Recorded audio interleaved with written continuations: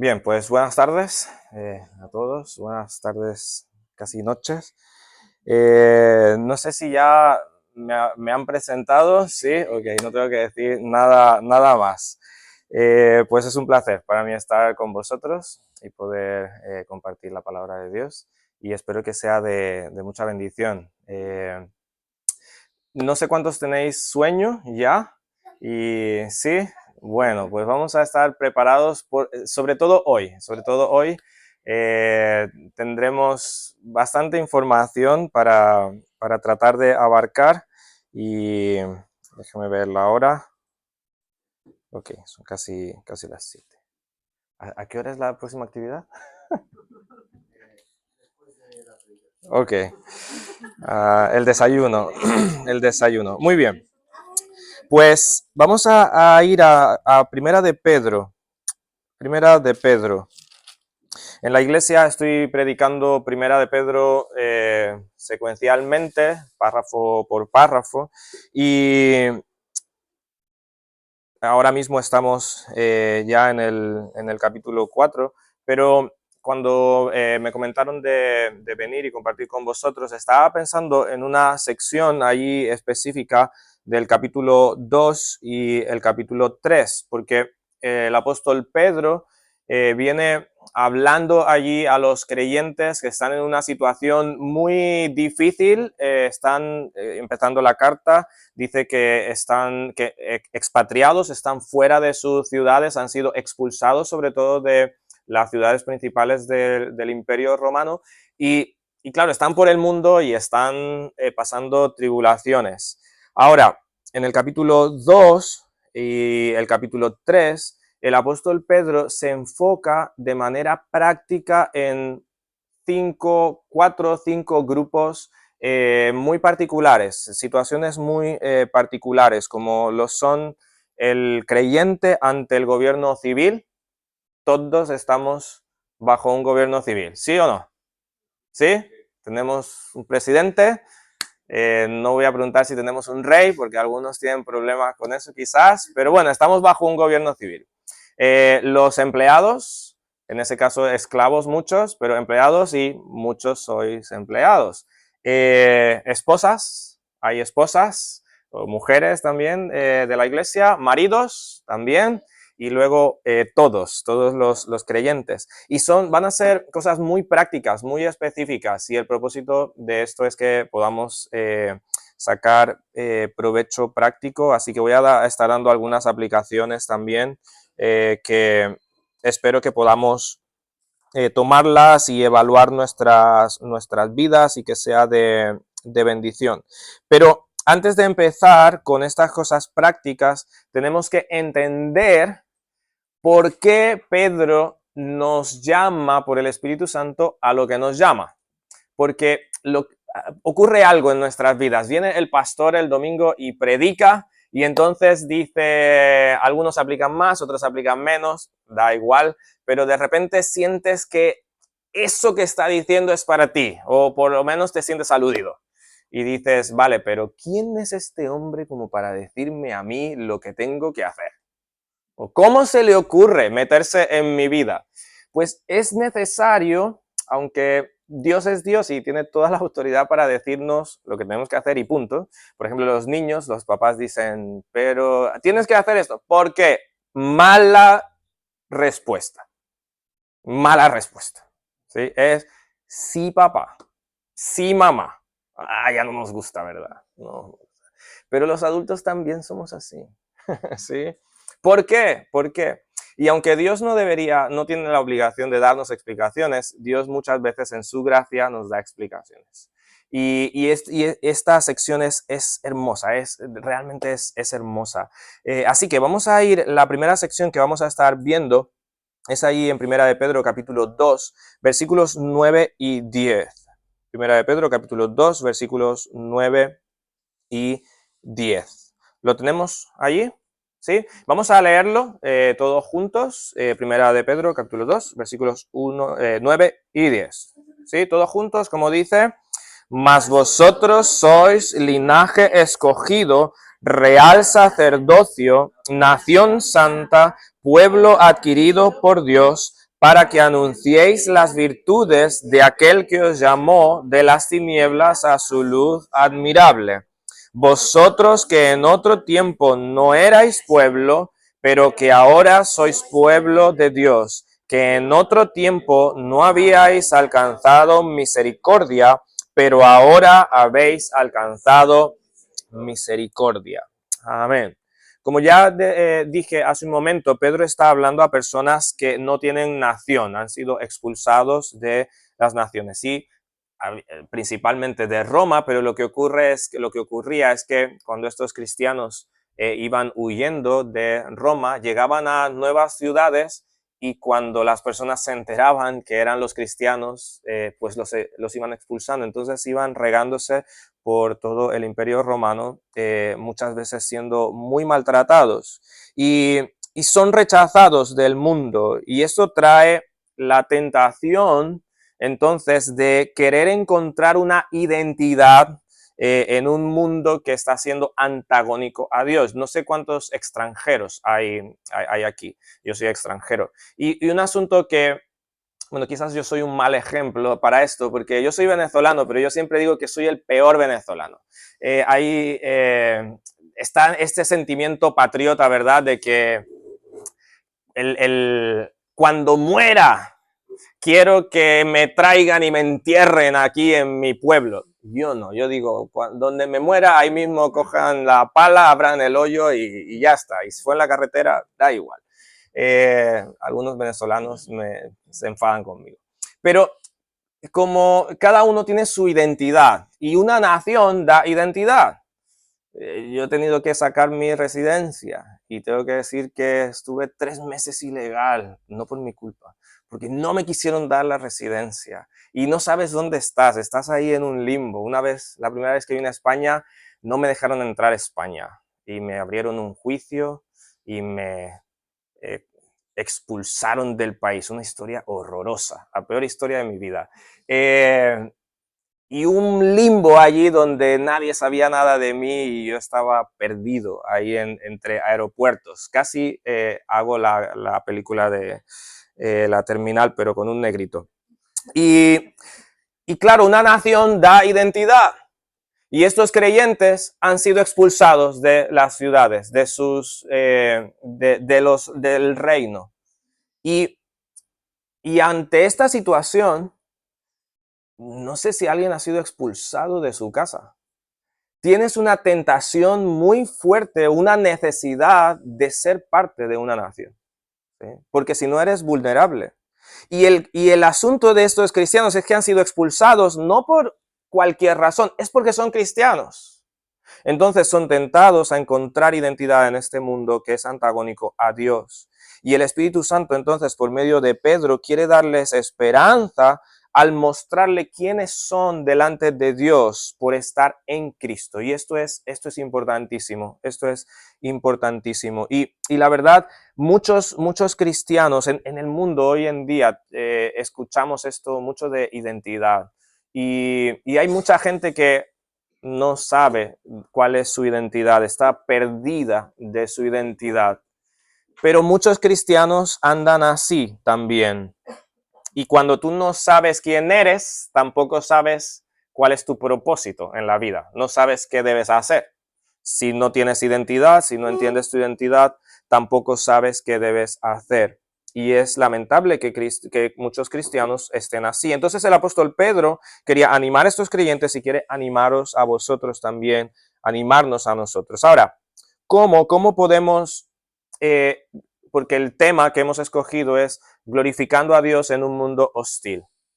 Entonces, ¿cómo un cristiano, pensando en su identidad, pensando en quién es delante de Dios, cómo un cristiano puede realmente glorificar a Dios, cumplir al propósito glorioso por el que Dios nos tiene aquí y por el que Dios nos ha salvado? Entonces, lo primero que me gustaría decirles y animarles es a considerar la posición que Dios te ha dado. Considera la posición que Dios te ha dado. Y es lo que vemos allí en el versículo 9, la primera parte. Dice, mas vosotros sois linaje escogido, real sacerdocio, nación santa, pueblo adquirido por Dios, hasta ahí. Y más vosotros sois linaje escogido, real sacerdocio, nación santa, pueblo adquirido por Dios. Ahora, hay algo aquí importante, porque el contexto de lo que viene hablando Pedro, no lo hemos leído, pero si tienes un tiempo libre en estos 2 días y medio, puedes leerlo. El contexto viene de una realidad terrible. El apóstol Pedro ha dicho que Cristo es precioso, que Cristo es el escogido del Padre. Y dice que para los cristianos Cristo es hermoso, Cristo es sublime, pero que hay muchas personas que tropiezan en Cristo porque son rebeldes a la palabra, no se rinden al Evangelio. Y es la realidad del mundo. Cristo es la piedra, como dice Pedro allí, que hace tropezar. Para los cristianos, Cristo es la roca firme que nos asegura de la salvación, pero para los no creyentes, Cristo es una roca en la que tropiezan, y no solamente tropiezan, sino que son desmenuzados por esta roca. Y es que Cristo es el Salvador, pero Cristo también es el juez. Cristo sí es amor, pero Cristo es el juicio. Y el mundo será juzgado por las palabras de Cristo, por el Evangelio de Cristo. Entonces, esto es una realidad terrible para todos aquellos que no se rinden al Evangelio. Pero hay un pero, de estos peros que son maravillosos, un contraste. Sí, muchos serán destruidos por Cristo, serán juzgados por Cristo, más vosotros, pero nosotros. Y quizás nos acordamos allí de Romanos 8:1, que dice, ahora pues, ¿qué? Ninguna condenación hay para los que están en Cristo Jesús. Y esto es hermoso, hermanos. Ya no hay ira, ya no hay destrucción. Si verdaderamente estamos en Cristo, hemos sido librados de la ira venidera. Y esto debe ser algo para nosotros grandioso, glorioso. Hemos sido hechos hijos de Dios. Y eso define quiénes somos. Y el apóstol Pedro nos va a dar allí 4 características que no tendremos tiempo de verlas detalladamente, pero que son hermosas. Considera quién eres en Cristo, la posición que Dios te ha dado. Mira cómo Dios te ve en Cristo. Lo primero que dice es que vosotros sois, ¿qué? Linaje escogido. Eso se refiere a una familia especial, una familia selecta. Y no estoy hablando de discriminación, no estoy hablando de ver con arrogancia a otras personas, a los no salvos, porque en el Evangelio no hay arrogancia. Toda la gloria es de Cristo. Y lo que tenemos es por su gracia, por su misericordia. Así que mucho cuidado con mirar al impío, con mirar al pecador, a decirlo en este sentido, y creernos superiores a ellos y decir, ¿cómo es posible que están haciendo esto? No, no, porque nuestro corazón es igual de perverso y si es que somos salvos, es por la gracia de Dios en Cristo. Pero Dios en Juan nos dice que nos ha dado el derecho de ser hijos de Dios. Somos miembros de una familia especial. En un sentido, sin ser arrogantes, no somos cualquier grupo de personas. Y esto es importante para los que están allí escuchando a Pedro, porque recuerda, ellos han sido despreciados. Y Pedro dice, espera. Recuerda, Dios te ha hecho parte de su familia, una familia especial, una familia selecta. Se usa la misma palabra, nuevamente al principio del capítulo, dice que Cristo fue escogido por el Padre, en total amor, en total deleite. Y esa misma palabra se usa para nosotros. El Hijo es hermoso, es valioso para el Padre. Y los creyentes son hermosos y valiosos, amados eternamente en Cristo, son un linaje escogido. También dice que son un real sacerdocio y esto se refiere a que somos sacerdotes del Rey, tenemos acceso al Padre. Y no me quiero extender en esto, pero es que es genial. En Éxodo, recordad que Dios quería morar allí con su pueblo en Sinaí y les invita a ser un reino de sacerdotes. Y Moisés se va a la montaña a estar con Dios 40 días y cuando regresa, ¿qué está haciendo el pueblo? Están allí desenfrenados con el becerro de oro. Y Dios entonces trae juicio y ahora el tabernáculo no está en medio del pueblo, sino que está fuera del pueblo. Y el pueblo rechazó la invitación de Dios, el pacto de Dios a ser esa nación de sacerdotes. Y podríamos decir, ¡buah! Se truncó el propósito de Dios. No. El deseo de Dios era que el hombre fuera un sacerdote. Así fue creado Adán. Y podemos decir, otra vez el propósito de Dios fue estropeado por el hombre. No. Porque en Cristo Dios cumplió su propósito desde el principio. Y Dios entonces ahora hace al creyente un sacerdote que puede entrar a su presencia y tener comunión directa con Dios, sin necesidad de un intermediario aparte de que Cristo mismo. ¿Sí? Entonces, piensa, Dios, si eres hijo de Dios, eres un linaje escogido, un real sacerdocio, dice también ahí una nación santa, y esto es un pueblo consagrado para Dios, reflejando la santidad de Dios. Podemos recordar al mismo Pedro en el capítulo 1, sed santos porque yo soy santo. Diferente al resto de los pueblos. Y la cuarta característica que dice es un pueblo adquirido por Dios. Y tenemos que recordar, dice la escritura, que hemos sido comprados a alto precio con la sangre de Cristo. Y esto nos habla de exclusividad. Hemos sido comprados para ser de uso exclusivo, de disfrute exclusivo de Dios. Somos propiedad de Dios, del Dios vivo, del Rey de Reyes. Y no me voy a extender en esto, pero Dios ve la no exclusividad de adoración como lo compara al adulterio. ¿Sí? Es abominación a Dios. Dios nos ha comprado para ser de su sola posesión. Y no creo que ningún marido cuando sale con su esposa coge un cartelito o una camiseta. Ves que personas se ponen camisetas y algunos se imprimen cosas ahí personalizadas. No creo que ningún marido le pone a su esposa allí disponible. No, eso es horrible, sería horroroso, no sería un marido. No, ¿por qué? Porque el marido quiere que su esposa sea exclusiva de él y espero que la esposa también piense lo mismo. Y espero que el marido piense eso de sí mismo hacia su esposa y la esposa es inconcebible y el mundo va por otros lados, sí, pero en la naturaleza el matrimonio es algo de exclusividad. Y el Padre ha comprado una novia a la iglesia para su Hijo Cristo, que debe ser exclusiva, una nación, un pueblo adquirido por Dios, santa, santa, santa. Ahora, voy a adelantarme un poquito en al versículo 10 para ver lo que dice allí, pensando de esta posición en la que Dios nos ha puesto. Nos dice allí, vosotros que en otro tiempo no erais pueblo, se refiere a los gentiles. Pero que ahora, bueno, ya a todos los no salvos, pero ahora sois pueblo de Dios, que en otro tiempo no habíais alcanzado misericordia, pero ahora habéis alcanzado misericordia. Y, y me pregunto si entendemos esto.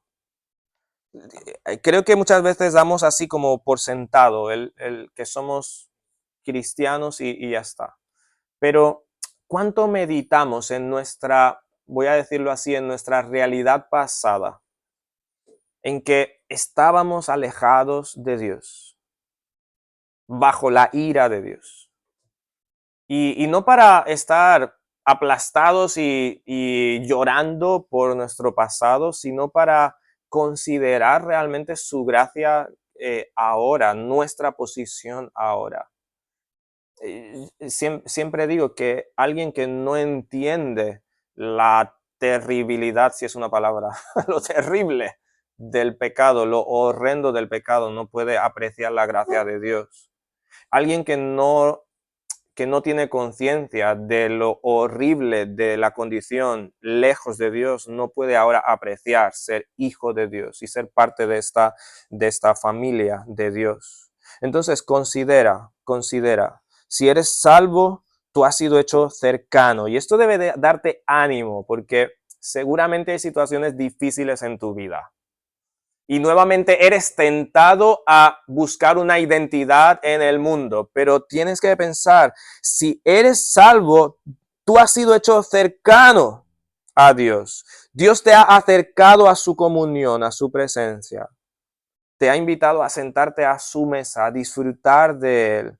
Piensa, todas las acusaciones que estaban hechas en tu contra, la sentencia que había contra ti, que era real, verdadera, Dios el Padre la clavó en la cruz cuando castigó a su Hijo para librarte a ti. Cuando derramó su ira sobre Cristo. ¿Por qué? Porque Dios te amó. Y esto no es cualquier cosa. Dios te amó y quiso hacerte miembro de su familia, de su reino especial. Y la pregunta entonces es, ¿queremos seguir sirviendo al mundo? ¿Queremos seguir amando y sirviendo a el sistema que es hostil al que nos amó, al que nos salvó? Y la verdad es que, como he dicho, muchos están siendo tentados a menospreciar esta posición para aceptar ofertas ridículas del mundo, ofertas en comparación al Dios que nos amó, realmente ridículas. Por, por poner un ejemplo, y puede ser muy grande para algunas personas, pero yo sé que es así, bueno, no os conozco a todos aquí, pero muchos cristianos solteros son grandemente tentados a desesperarse y a menospreciar la posición en la que Dios les ha puesto con tal de encontrar una pareja. Y alguien casado quizás dice, no, eso no es tan grande. Sí, sí, para un soltero que desea casarse puede ser algo muy fuerte. Y eso solamente por poner un ejemplo. Dios te ha hecho un pueblo escogido y santo para Él, para Él. Y cualquier oferta, cualquier tentación es, es efímero, es ridículo, por decirlo así, delante de Dios y lo que Él ha hecho por nosotros. Entonces, considera la posición que Dios te ha dado, pero también cumple con el propósito que Dios te ha dado. No sé si habéis escuchado que muchas personas van diciendo por allí, hablando de propósito, y busca tu propósito. Y así como algo muy esotérico, muy místico, muy así. Y yo quiero preguntarte, ¿tú sabes cuál es el propósito por el que Dios te ha salvado? En algunos grupos usan mucho, cristianos voy a decir, usan mucho esto, tu propósito. Pues yo voy a usar un término un poco así. Te voy a traer revelación de Dios hoy. Te voy a traer palabra de Dios. Considera esa luz como la iluminación, bueno, no hay uno aquí, pero de Dios para ti. ¿Sí? Si tú eres hijo de Dios, tú has sido amado y has sido escogido para que anuncies las virtudes del que te salvó, para proclamar y anunciar al Dios que te salvó. Mira lo que dice ahí, versículo 9. Mas vosotros sois, posición, linaje escogido, real sacerdocio, nación santa, pueblo adquirido por Dios. ¿Para qué? Ahí está la voluntad de Dios. Ahí está el propósito de Dios. ¿Para qué? Para que anuncies las virtudes de aquel que os llamó de las tinieblas a su luz admirable. Y esto de anunciar es proclamar algo que se ignoraba. Es dar a conocer algo que se ignoraba. Y la palabra virtudes tiene que ver con las excelencias de algo. Y esto es muy bonito, porque sabes que el mundo ignora quién es Dios. El mundo tiene su propia perspectiva de Dios, pero el mundo realmente ignora quién es Dios. El mundo tiene ideas distorsionadas de Dios. Y tú y yo, nuestro propósito, la razón, el motivo que Dios o el propósito de vida, la meta, es que tú y yo proclamemos las virtudes, las excelencias, las bellezas de Dios. Y quiero que pienses en algo ahora mismo. Toda toda la naturaleza anuncia la gloria de Dios. Salmo 19 dice que los cielos cuentan la gloria de Dios, el firmamento anuncia las obras de sus manos. Toda la naturaleza proclama, anuncia la gloria de Dios, pero el ser humano es el único que de manera específica, objetiva, puede describir y anunciar la gloria de Dios, especialmente por medio del Evangelio, anunciando a Cristo. ¿Sí? El ser humano es el único. Entonces, cuando el mundo ve la naturaleza en su corazón, dice el necio, no hay Dios. ¿Sí? Pero la naturaleza está proclamando la gloria de Dios. Pero tú y yo, si somos hijos de Dios, Dios nos ha dado el privilegio de manera objetiva y específica de proclamar sus bellezas, sus excelencias por medio de Cristo en el Evangelio. Y mira, para el creyente en Cristo, para el verdadero Hijo de Dios, Cristo es hermoso, Cristo es valioso, lo ha dicho Pedro anteriormente. Tu tarea, tu propósito, tu proyecto de vida, si podemos decirlo así, debe ser que el mundo vea, escuche de manera específica las excelencias de Dios, las excelencias de Dios.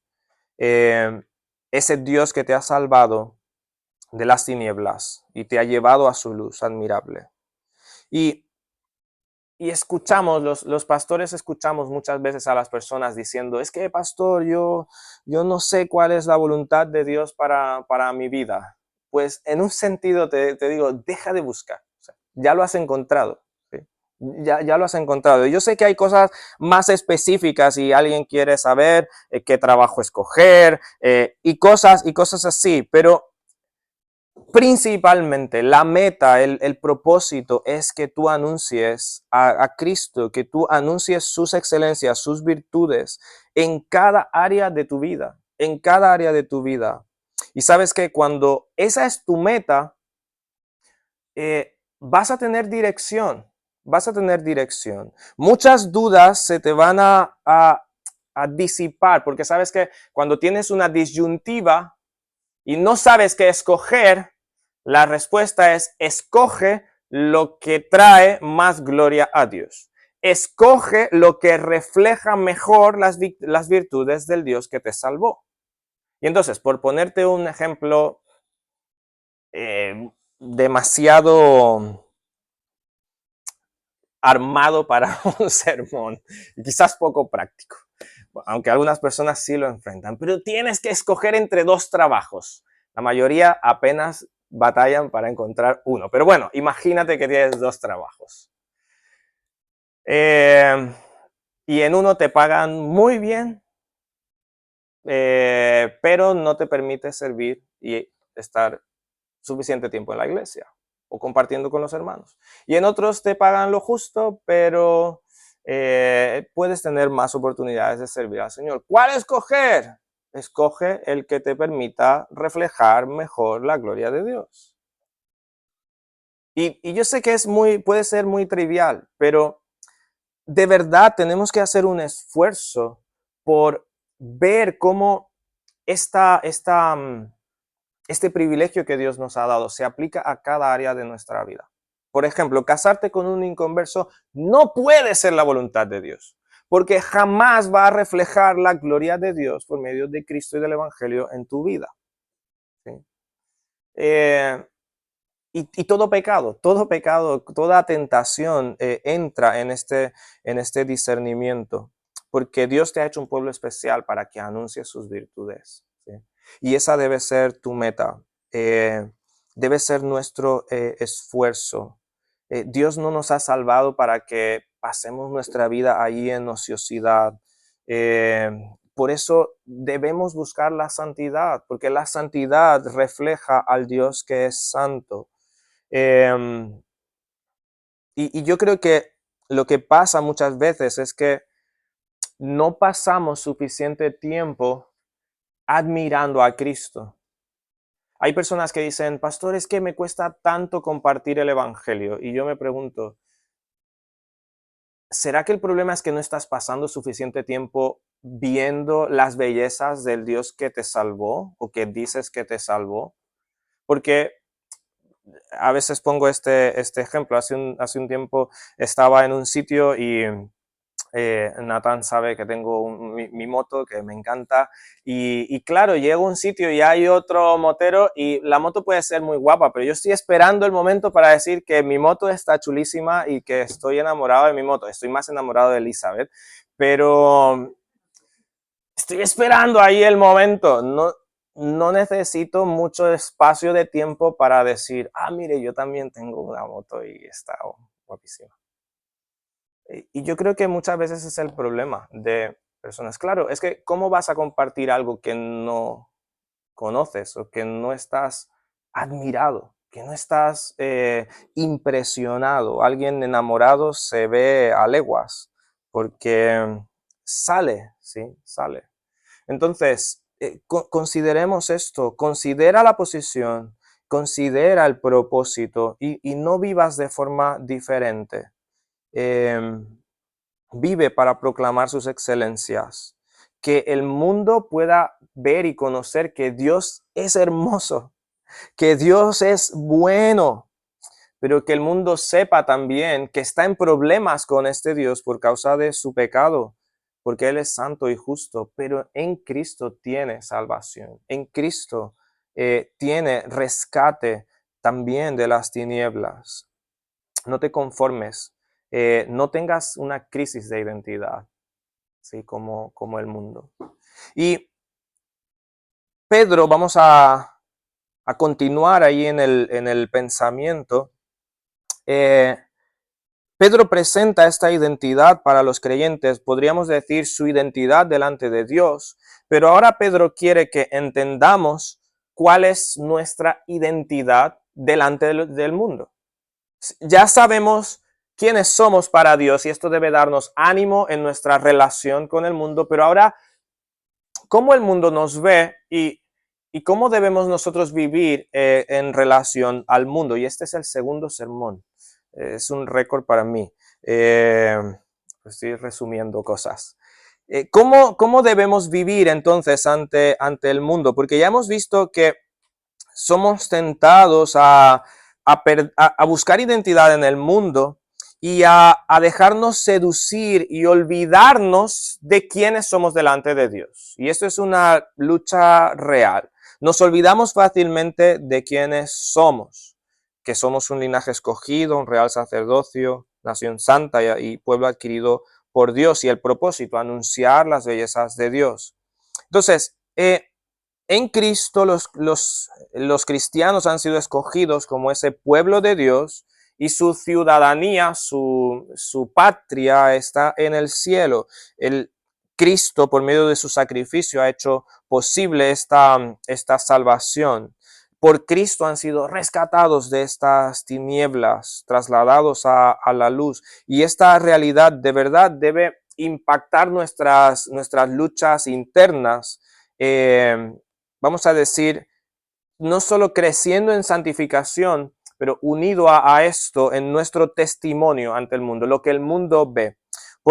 Y el Espíritu Santo lo que va a hacer es suplicarnos, y es muy interesante aquí esta palabra. Hay un ruego por medio del apóstol Pedro. Podríamos decir que el Espíritu Santo nos implora que vivamos de cierta manera en este mundo que ya hemos visto que es hostil al Evangelio. Y es hostil al Evangelio porque es hostil a Cristo, y como es hostil a Cristo, es hostil también hacia los discípulos de Cristo. Y es lo que Cristo dijo: el mundo, ¿qué?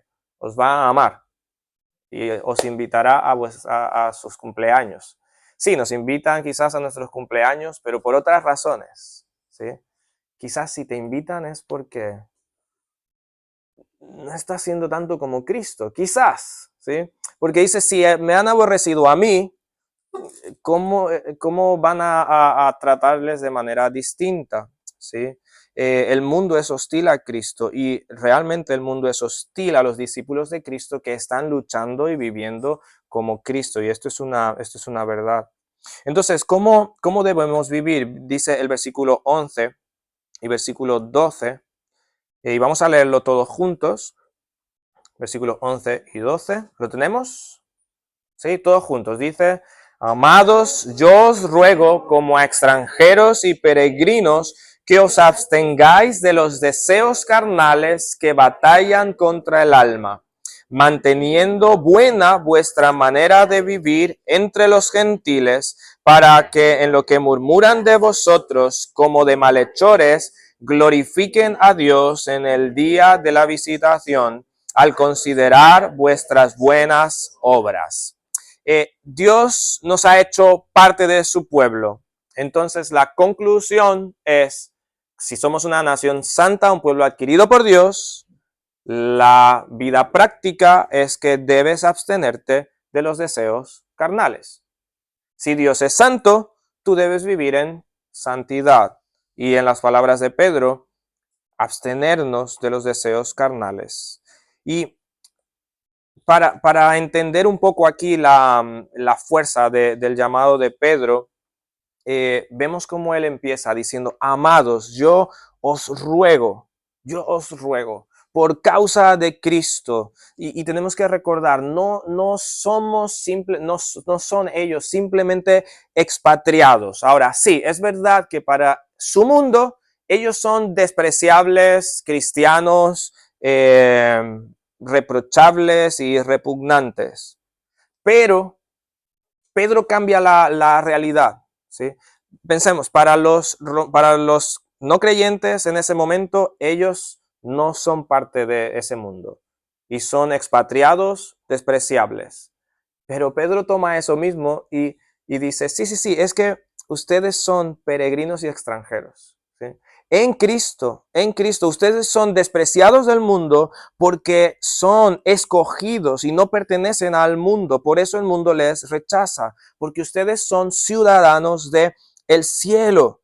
Por lo tanto, estamos en este mundo de paso. No estamos en este mundo como nuestra casa y nuestra morada permanente. Ellos son peregrinos y extranjeros.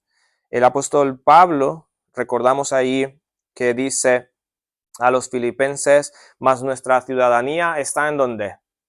En los cielos, de donde esperamos también al Salvador, al Señor Jesucristo. Y es la misma imagen. En Efesios capítulo 2 también dice, así que es un pasaje hermoso, así que ya no sois extranjeros ni advenedizos, sino conciudadanos de los santos y miembros de la familia de Dios. Son extranjeros en este mundo, pero no son extranjeros en la ciudad celestial. Y esto es tremendo, esto es hermoso. No son extranjeros en la ciudad celestial y eso les convierte en extranjeros, en extraños en este mundo. Y tenemos que entender esto, porque Pedro tiene esta misma perspectiva y esto es lo que significa. Antes tú eras ciudadano de este mundo y tu patria era el reino de las tinieblas, no era cualquier reino. O sea, tu patria era el reino de las tinieblas, hijos de ira igual que los demás. Ahora eres hijo de luz. Debes anunciar las virtudes de este Salvador y transitar en este mundo, caminar en este mundo con un entendimiento, con un gozo de que tu patria es la morada eterna de Dios. Y entonces, en base a esta realidad, el apóstol Pedro te dice, debes luchar contra los deseos carnales, debes abstenerte de los deseos carnales. Otra traducción dice, no deis lugar a los deseos carnales. Y solamente voy a mencionar dos razones por las que no debes, por la que debes abstenerte, a los deseos carnales que dice ahí el apóstol Pedro. Uno es por su naturaleza, los deseos carnales son antagónicos al Dios Santo que te salvó y su objetivo es destruir tu alma, minar tu alma, debilitar tu alma. Y, y hermanos, a veces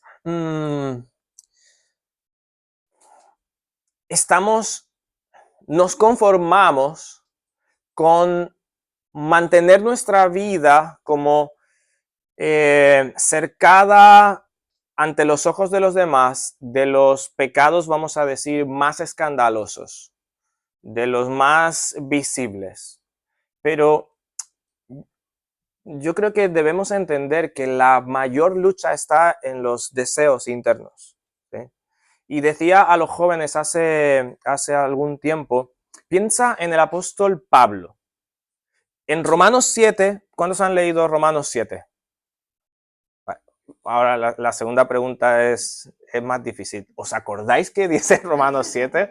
Y alguien dirá, normalmente sí, pero en este momento no me acuerdo porque ya estoy cansado. Es posible, pero en resumen, Pablo está hablando de su lucha. Lo que quiero hacer, no lo hago y no hago lo que quiero y hago lo que no quiero y parece un trabalenguas y termina diciendo, miserable de mí, ¿quién me librará de este cuerpo de muerte? Y es una realidad, es la lucha del verdadero cristiano con su carne. Pero le preguntaba a los jóvenes, ¿tú crees que Pablo estaba luchando con no ir a la discoteca?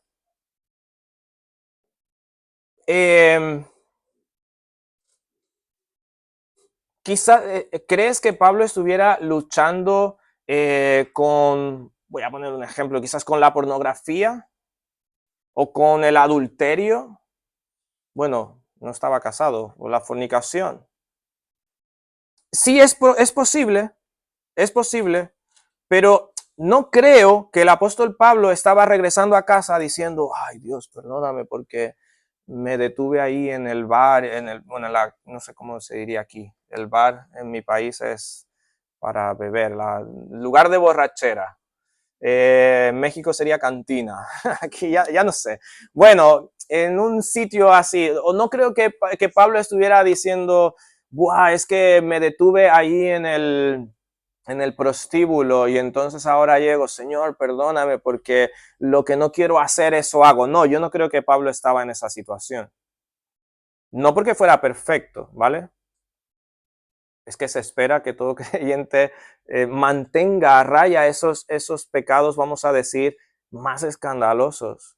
Yo creo que la lucha del apóstol Pablo era que él, cada vez que se evaluaba y se miraba delante de Cristo, veía que sus deseos más internos en su corazón eran terribles y en comparación a Cristo eran detestables. Se veía realmente, veía la profundidad de su pecado en sus deseos, ahí en lo más interno. Y de verdad, yo creo que cuanta más luz tenemos de la palabra de Dios, cuanta más luz tenemos de Cristo, es como las madres, ¿cuántas madres hay con hijos? ¿Sí? Entras a la habitación de tu hijo con la luz apagada y todo está estupendo. ¿Sí? Pero entonces entras con un mechero y ya vas viendo algunas cosas.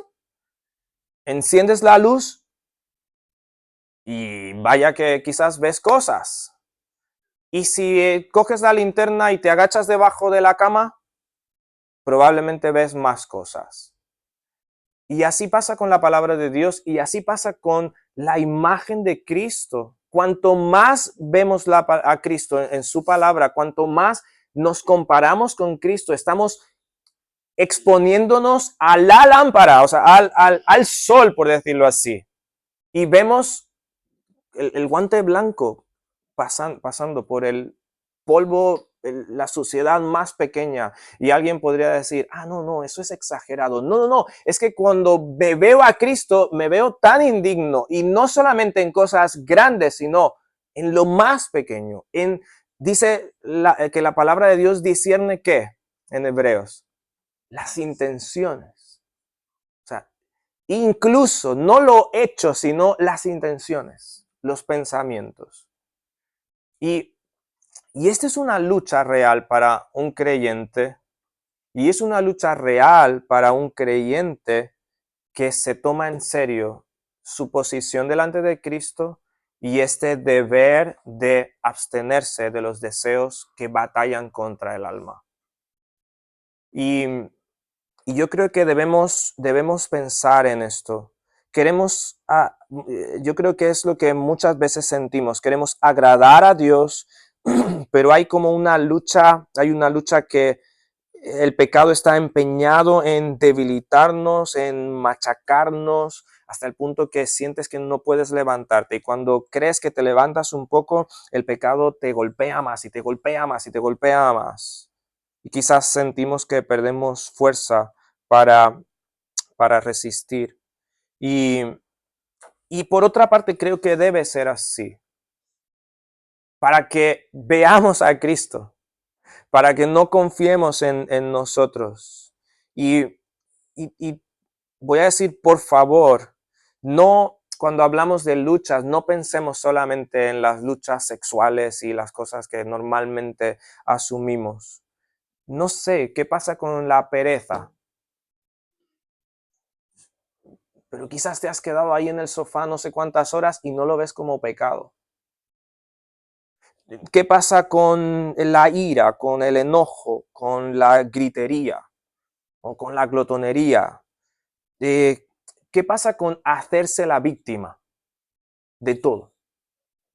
Y siempre buscar proteger tu imagen, tu apariencia, el ego, alardear de uno mismo. Escucho a personas así que no importa lo bueno que tú hagas algo, siempre lo ha hecho mejor. ¿Sí? No, pero ¿para qué hablar del mundo? Hermanos, ¿sí? Y no lo vemos como pecado. ¿Qué pasa con la inconstancia en la vida espiritual? ¿Qué pasa con la falta de oración? Con la impaciencia, el afán, la ansiedad o la falta de perdón. Y sí estamos diciendo, no, yo estoy venciendo en tal pecado, en tales pecados que cualquier persona podría decir, wow, qué santidad. Sí, pero en estas cosas, y muchos cristianos no están cayendo en esos grandes pecados, pero voy a decir, su comunión con Dios no es lo que debería ser, porque en estos deseos que batallan contra el alma, en estos pequeños pecados, están dejando que sus vidas sean minadas y que no tengan toda la utilidad que podrían tener para Dios. ¿Sí? Entonces, todo pecado obedece a un deseo de la carne, todo pecado. ¿Sí? Deseos de los ojos, deseos de la carne o la vanagloria de la vida, pero todo atiende a esto. Y yo quiero animarte a que hagas un autoexamen. ¿Sí? Y no sé, no conozco bien el horario, pero quizás estos 2 días son buenos, una buena oportunidad para que te detengas un momento y no voy a llegar a lo que tenía que enseñar hoy, pero decía a los jóvenes hace poco también, hablo mucho de los jóvenes, bueno, es que ahí a veces salen conversaciones muy interesantes. Y ¿te acuerdas de Salmo 139? Ahora mismo no recuerdo el versículo, puede ser 30 y algo también. Examíname, oh Dios, y conoce mi corazón, pruébame y conoce mis pensamientos, y ve si hay en mí camino de perversidad y guíame en el camino eterno. Yo creo que si no te sabes este versículo, de verdad, debes salir de aquí y buscar en tu Biblia y aprendértelo. Y de verdad, yo creo que debes orar este versículo muchas veces, cada día delante de Dios. Y si espero que el Señor no se ofenda, yo cambio un poquito el versículo y digo, no digo, y ve si hay en mí camino de perversidad, yo muchas veces digo, Señor, y muéstrame los caminos de perversidad que hay, porque yo sé que están ahí. Pero meditaba en que es posible que tú conozcas este salmo y cuando lo leas dices, sí, Señor, examíname. Pero no sé si recuerdas lo que dice Proverbios 4, de versículo 20 en adelante, dice, sobre toda cosa guardada, guarda tu corazón, porque de él mana la vida. no te apartes a derecha ni izquierda, dice, y termina diciendo, examina la senda de tus pies y todos tus caminos sean rectos. Sí, tenemos que clamar a Dios que Él examine nuestro corazón, pero por favor, siéntate y examina tú mismo en dependencia al Espíritu Santo, en comunión con Dios, examina tú cuáles todos tus caminos. Y empieza por tu hora de levantarte, tus responsabilidades, todo, o sea, todos tus caminos. Examínalos, haz una lista y todo lo que eres tú, orando al Señor, Señor, examíname. Yo me examino, me quiero examinar. ¿Sí? Porque debes, si eres hijo de Dios, abstenerte de los deseos carnales que batallan contra tu alma, hasta en lo más mínimo. Y por eso decía, tienes que hacerte un autoexamen, pedirle al Señor sí que te ilumine, que te muestre cuáles son esos deseos, porque son particulares a cada persona, según Santiago. Y entonces clamar al Señor y meditar en su palabra. ¿Qué dice Dios acerca de eso? Para creer lo que Dios dice acerca de tu pecado, de tus tentaciones, de tus luchas. Pedirle al Señor que produzca en ti fe para creer lo que Él dice y hacerlo parte de tu propia vida.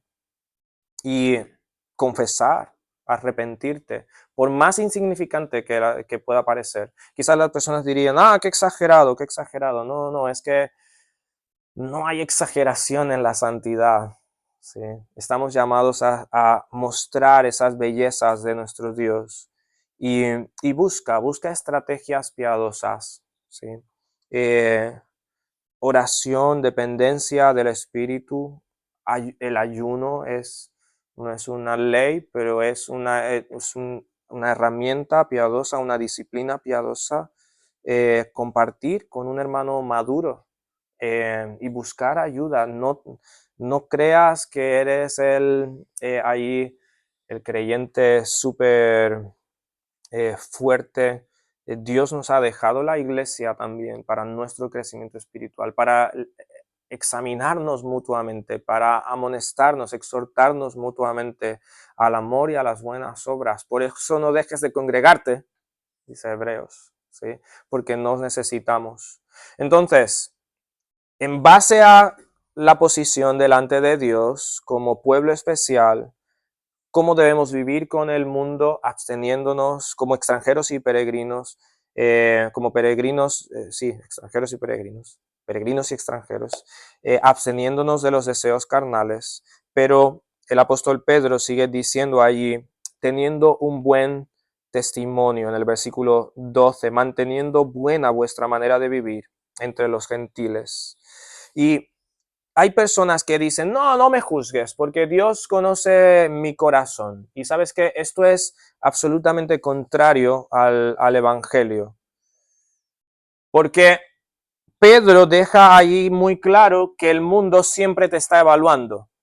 El mundo siempre te está juzgando. Las personas siempre te están evaluando. Por eso debemos mantener buena nuestra manera de vivir entre los gentiles. Nuestras vidas están expuestas al mundo y deben ser llevadas de tal manera que sea necesario de parte del mundo recurrir a la calumnia, a la mentira para acusarnos. Y esto está ligado a la primera parte. Tenemos que ser irreprensibles internamente, absteniéndonos de los deseos carnales, irreprensibles internamente para ser irreprensibles externamente. Y os digo una frase que puede parecer un poco allí trabalengua y abstracta, y lo voy a decir un poco lento. Es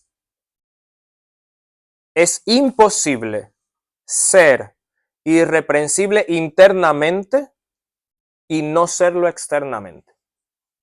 ¿Vale? Es imposible ser irreprensible internamente y no serlo externamente. Es posible ser irreprensible externamente y no serlo internamente, pero esto es hipocresía. ¿Sí? Pero es imposible no ser irreprensible en lo exterior siendo irreprensible en lo interno. está raro. Sí. El punto es que si no eres irreprensible en lo exterior, es que no lo eres en lo interior. Y no puedes decir, no, no, no me juzgues porque Dios conoce mi corazón. Sí, porque lo conoce, se ve que no eres irreprensible, que no estás viviendo en santidad. Y los cristianos estaban viviendo entonces de manera diferente al mundo y eso era ofensivo al mundo. Por eso eran expulsados, eran condenados, porque no estaban siguiendo la corriente de este mundo, no se complacían en la maldad. A lo malo ya le llamaban bueno en su mundo, a lo bueno malo, y no sé si te parece una realidad familiar de este mundo. En el mundo que estaban enfrentando estos cristianos, eh, había esta presión y esta hostilidad rechazándoles por causa del Evangelio. Y es una presión muy fuerte permanecer firmes en un mundo que es hostil de esta manera, reflejando al Evangelio. Entonces Pedro les dice, mira, cuida tu testimonio. Cuida tu testimonio. Más adelante dice allí, para que en lo que murmuran de vosotros como de malhechores, glorifiquen a Dios en el día de la visitación al considerar vuestras buenas obras. Y la idea más o menos es que algunas personas de estas que hoy son hostiles al Evangelio, luego serán alumbrados por el Evangelio y creerán en Cristo, creerán en el Evangelio y tu testimonio será un refuerzo del Evangelio que ellos están creyendo en ese momento. Entonces, seguramente has escuchado muchas personas que dicen, no, yo no creo en el Evangelio porque yo conocí a fulano que hizo esto y esto y esto y esto y esto. ¿Sí? Y es triste, es muy triste. Y al final sí, ellos perecerán por su rebelión personal al Evangelio, pero ¿por qué ser de tropiezo cuando somos un pueblo adquirido por Dios para anunciar sus bellezas, sus virtudes? ¿Sí? Y quiero terminar entonces con un pensamiento aquí. En el día de hoy, somos acusados como de malhechores si defendemos lo que Dios dice. Nosotros somos considerados malhechores si defendemos la vida y estamos en contra del aborto.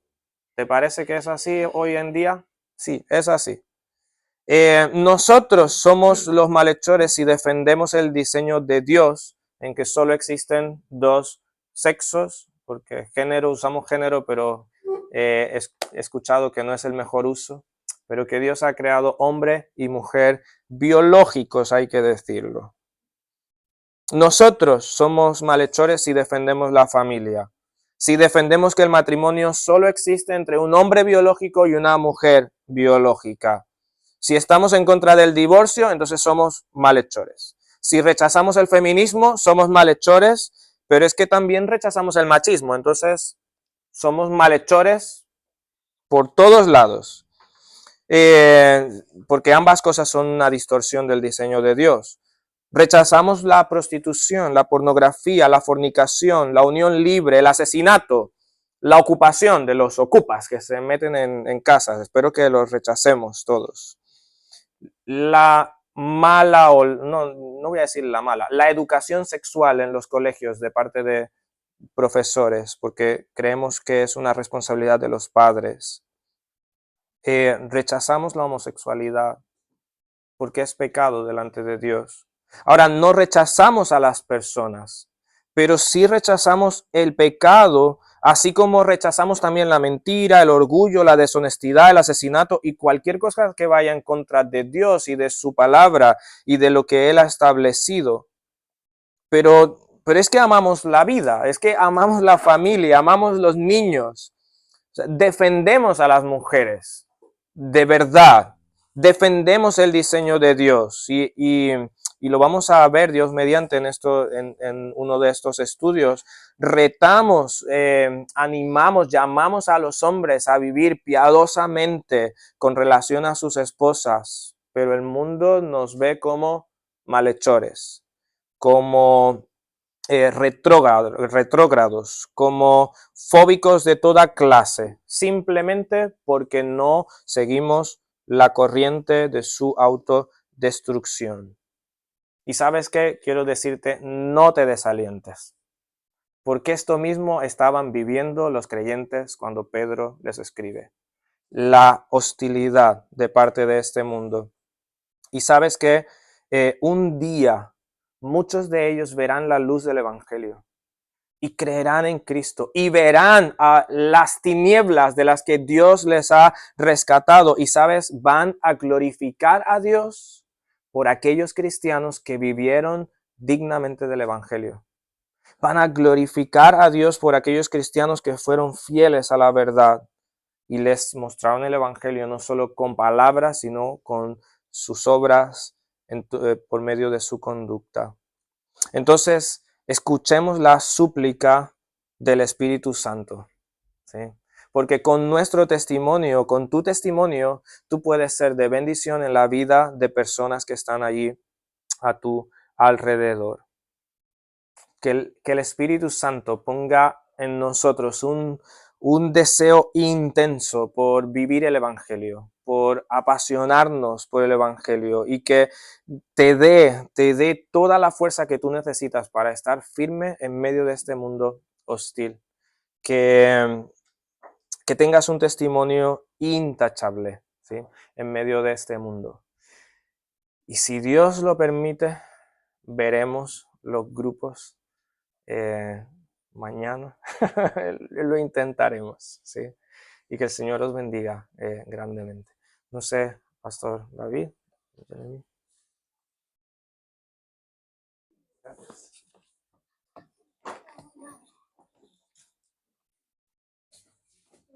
Bienvenidos a los que habéis llegado durante